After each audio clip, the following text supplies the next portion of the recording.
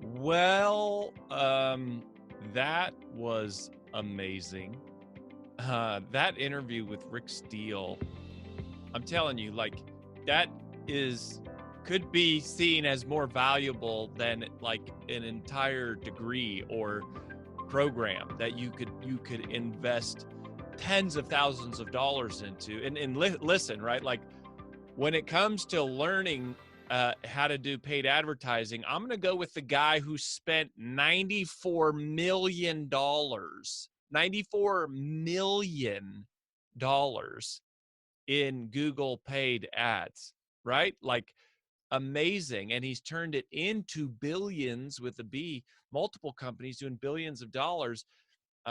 There's something to be learned there. And it's one of the things I have to, I love about brand builders is it's just, when you come to our events, whether they're the virtual events or there are physical events, our events are small. Like, our events are capped there at 50 people, and most of them are like 25, 30 people.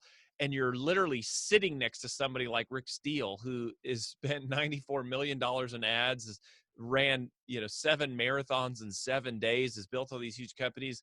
You're sitting next to these podcasters that reach millions of people, or people who have millions of social media followers. Like, our community just fires me up. And so I hope you enjoyed. And if you didn't, like, go listen to this interview with Rick Steele. He's not like, he doesn't teach like, his personal brand is not about the stuff I was interviewing on. He did that as a favor to me because he's one of our clients and our friends. And like, him giving away his secrets about how to run paid ads through Google is just insane. So I'm going to give you the recap here. AJ wasn't able to make it today, so I'm rolling solo. Of course, this concept, or this topic, was square in the center of all things nerdy, and so it's probably apropos that I'm doing this recap by myself because I just love this stuff. And I want to try to simplify it and try to organize it for myself, and mostly for you, and mostly for myself, really, just to like make sure I'm understanding things. That's why we do these recaps and learn alongside of you. But here's the first big idea, I think, from that interview, is that intent-based search is a huge part of the future for personal brands. And that's a big difference, is understanding intent-based search, which is Google. Somebody comes and they type in a term. Like, when you go to Google and you type in broken water heater, you're not typing it in just to learn about water heaters. Like, you're typing it in because you need that thing at that moment. And that's the power of intent-based search, is it is somebody saying, I need this thing at this moment. Versus traditional advertising, even Facebook, is more of awareness advertising. It's inserting yourself in front of somebody and saying, hey, check out this thing that I have, you should be interested. So it's the difference between creating interest and drafting off of interest, right? Capitalizing on existing interest, which is what intent-based search is all about. And I want to make sure you caught what he said, because he's built huge companies. And he said in the interview, he said, I only have these 2 rules. He said, make sure there's a big enough market for you to make a dent in. So there's got to be enough volume that you don't have to be the only option, that there's room for you plus competitors. That's really smart, right? Like, to go, there's a big enough market here that you can have at least a few, really, really key players. And as long as you're one of the key players, like, you can make a lot of money. So that was interesting to hear him say that. And then he said the second rule is that don't create a product that you're going to be in competition with Amazon, which I thought was interesting. That's more for you e-commerce people, selling physical goods. But for personal brands, most of us are selling video courses, membership sites, coaching programs, consulting, speaking. Like, you're selling more of a service or knowledge, information. And so I think it's that's a handy advantage that you have, that you're not really competing with Amazon. So anyways, that was super powerful. The other kind of tip in this space, because here's the big idea, I think, in general.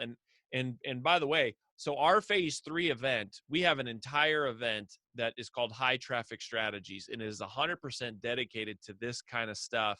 Now, we consider it more advanced because unless you have gone through phase 1 and captivating content and phase 2, and you have your funnels built and your visual identity done and your website and all of your copy is in place and all of your tracking, right? Like there's all of these things that you need to do to build the house first. But then when you come to phase 3, like, this is where we really light it up, and it's doing this kind of stuff. And like the big idea here is very straightforward. It's in phase 2, we're going to teach you how to build organic traffic, right? It's all about, we teach this thing called the content diamond, and there's a 50+ page document that we walk you through of step by step exactly what to do every single week with your social media plan and your email marketing. And it's all organic. It's all free organic traffic, but you're building an audience. The difference here in phase 3, which is the big idea, is going find an existing audience, and that the people that you want to do business with, they're already aggregated somewhere. You just got to go find them. And that's what the power of Google and intent-based search platforms do, is like literally someone is typing in a term at a specific moment in time when they need a problem solved. And if you know what that problem is and you own and dominate that term and you're willing to pay for it, you can force the traffic because these people already exist out there. And so I think this is something that I think personal brands are way behind on. I think, personal brands in general, like there's a lot of people doing Facebook ads. There's not a lot of people doing YouTube and the Google ad network, which is really Google and YouTube. A lot of you that do personal brands, like we're using Facebook and Instagram, which is fine. That's great. That serves that works too, can work. But it's, it's totally different. They're two different universes. The other thing with the YouTube thing, which is is a handy little tip if you didn't pick this up from what he was saying, was that in YouTube, you don't even get charged for the ad if somebody skips it. But like if they watch less than 5 seconds, you don't even get charged for the ad. So that's like a free impression, a free show of like, you got 5 seconds to do a free 5-second ad, or say your name or your company name, and boom, like get that impression out there. That is super powerful, like free advertising on the biggest ad network in the world. Pretty incredible. So intent-based search, I think, is a big future for personal brands. We dive into it completely at our phase 3 event. And it's just this all based upon the premise of that your audience is already collected. They're already aggregated in many places. So while you're building your own audience, go be in front of the existing audience. And that's really important. The second thing that is more of a concept I just want to make sure y'all understand is this concept of retargeting. And it's important that you get this because, I didn't really understand it. And it's something you can hear and not recognize the power of what it is and what it means, is that, when somebody comes to your website, you're probably familiar with the concept of lead capture, and that's something we teach in phase 2, is build a lead magnet, which is offer something of value for free in exchange for lead capture. You're going to capture somebody's name, typically their name and email at first. But what about the person who comes to your site and either you don't have a lead capture set up, or they come to your site somehow, they're on there, they found their way there from something, but they never fill out the lead capture, right? They never contact you. They never say they want more information, but they're interested at somehow, some way they ended up there. Well, that's what retargeting does. It's basically taking this person who would otherwise be invisible. You would have no way to track them. And it's almost like you put a beacon on them. And now it's like a digital beacon that you can see wherever that person goes throughout the web, and you can retarget them. You can show them additional ads to try to drive them back to your website for specific products or specific offers. That is huge. That is insanely powerful, is to go, imagine if in the real world you could know everyone who ever had a thought about your your company or your product or service, and you could literally know everyone who had ever had that thought, and then you could show an ad just to those people. That's like what retargeting does. I mean, it's extremely powerful, and they never have to give you their email. They never have to give you their phone number. All they do is show up on your site, and that is how you get that. And so, there's some technicality parts of that we cover at the event in terms of how to set them up. But, your web person can set it up, and Google and YouTube, and then Facebook and Instagram, those go together. They'll give you what's called the pixel, which is what you need. It's a piece of code that you install on your site. LinkedIn also has one. So, if we're managing your brand or somebody else is managing your brand, you just need to tell your web person, like, I need you to install my Facebook pixel or my Google pixel on my site, and you'll immediately start tracking that stuff. That's part of what we do in phase 2. We don't teach people about pixels and retargeting, but we do tell them you need to just do this, like just listen to us and do this. We'll teach you why later. It's kind of wax on, wax off type of thing. But you got to be retargeting, like at least be showing ads to people who are already saying they're interested in what you do by virtue of them coming to your sites and to your registration pages for your funnels and to your sales pages for your products. Really, really important. And then the third big idea here, I think, is just optimization.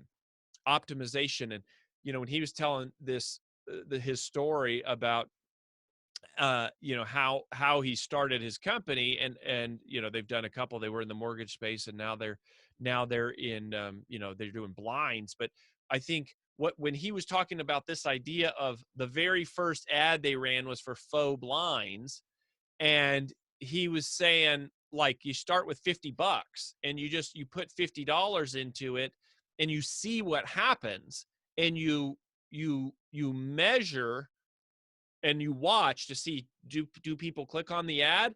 And then if they click on the ad, do they come to your site? And you can run different ads. And so even somebody who's spending $94 million in ads is starting with a $50 ad spend, right? You probably go, I don't have $94 million. Well, I don't either. But you could probably scrape together $50 or $100 and get some data, get some testing. And these tools that he mentioned, I had heard of the first. I had not actually heard of the second, which I'm excited about. So these are some nerdy tools for, either your digital marketing team or your tech person or you. And we're certainly going to be, getting into the details of these and introducing them to our team and our community when we get to phase 3, is heat mapping. Okay, so that's Crazy Egg was the tool. There's some other ones, but Crazy Egg is the one that I've always heard of. So heat mapping shows you, it's kind of like, when you see an ad for like antacid, or somebody is sick and they show like a figure of a human body, and then there's like flashing red where the pain is, like, ooh, heartburn. That's like what heat mapping is. It's just, it shows your website, and then it shows these flashing red areas of where people are hovering with their mouse, right? So that's one of the things people do, is wherever they usually point with their mouth, the mouse, to where they're reading, or to, clearly to what they're going to click on. And so you can follow the journey that of a new visitor coming to your site for the first time who doesn't know who you are, or an experienced person, just anyone coming to your site, and you can go, is my copy effective? Are my lead magnets working? Are these buttons effective? And you can see, like, what are they passing over, and what are they spending time looking at, and what are they clicking on? Because of the heat map, it'll tell you, again, without even knowing who the people are. You don't even have to have their email. It's just the people who come to your site is tracking it. And then this is the new one, which is awesome, and this is next level. He said the company or the tool's called Full Story, which I had never heard of. So I'm jacked about this. Full Story, which is a video experience. So not just heat mapping, which kind of shows like these are the hot spots that people go to, but Full Story literally records the entire journey of someone on your site. So where do they scroll down, and where do they stop, and how does their mouse move across the page? I mean, that is huge. Like, what an unfair advantage of the digital world. And this is where it's like, if you're not doing this stuff, you're behind. And if you're not doing this stuff in 5 years, you're out of business. Right? Like right now, if you're not doing it, you're just behind. But if you're not doing this in 5 years, you're out of business. But here's the problem. You don't start with this stuff. This is domino number 76. You got to lay the first 70 dominoes in the right order, which is what phase 1 and phase 2 is all about. And you got to get busy, and I got to get busy, right? Like I freak out hearing some of this stuff because I'm like, man, somebody is going to figure this out. They're going to come crush. They're going to come dominate. So if you're not doing it right now, you're just behind. But if you're not doing this in a couple of years, you're out of business. So this is a big deal, y'all. Like this is happening. It's been happening, and we need to get on board. And you perhaps need to get on board, or your team needs to get on board. We need to up the sophistication here because we're competing with people who do this, right? Your website isn't just competing with other people who do what you do. You're competing with Amazon. You're competing with Rick Steele. You're competing with ninja level digital marketers and cutting edge tools and intelligence and data and tracking. And it's like, if you're not doing any of that, it's time to pick up your game. You better get going because there's only probably a little window here of, a couple of years where you can establish yourself as the authority in your space. And then after that, it's going to be hard to come and dethrone the king. I mean, think about if you were launching a store right now that was like, Home Depot. And if you were going to try to build a brand and go, I have an idea for a hardware store. And you would be competing against Lowe's and Home Depot and Ace Hardware and True Value and Menards, and then and be like, I'm going to start a new one. Think of how hard that would be to dethrone these huge national brands with millions and millions of dollars. It would be difficult to do it. It's not that it couldn't be done, but it would be difficult. There would have to be something very disruptive. Well, that's how it's going to be in the personal branding space, I think, in 5 years. There's going to be people who own the verticals. There already are, right? There already are these giants in the space. Like, you already have Tony Robbins, and you've got, like Rachel Hollis. You've got Mel Robbins. You've got Brendan Burchard. You have Marie Forleo. You got, Lewis Howes. So some of our clients have these huge spaces that they own and occupy. And there's a little gold rush going on. And if you're not in the game, you're in trouble. Like, you got to get going now. Like, move. This is it. You're living in a time where you have an opportunity to change the world with your message, but there's a closing window of how much opportunity there is there. And talking to somebody like Rick in this interview just makes me go, holy moly, like, I need to pick up my game, and I consider myself, towards the leading edge of thinkers and leaders and teachers and people in this space. But knowing that Rick Steele's out there, like, it's a new level and it's a new day, but also massive, massive opportunity. So it's exciting and it's fun. And I'm so glad you're here because you're learning it now and you're not learning it before it's too late. So thank you for being here, and we'll catch you next time on The Influential Personal Brand.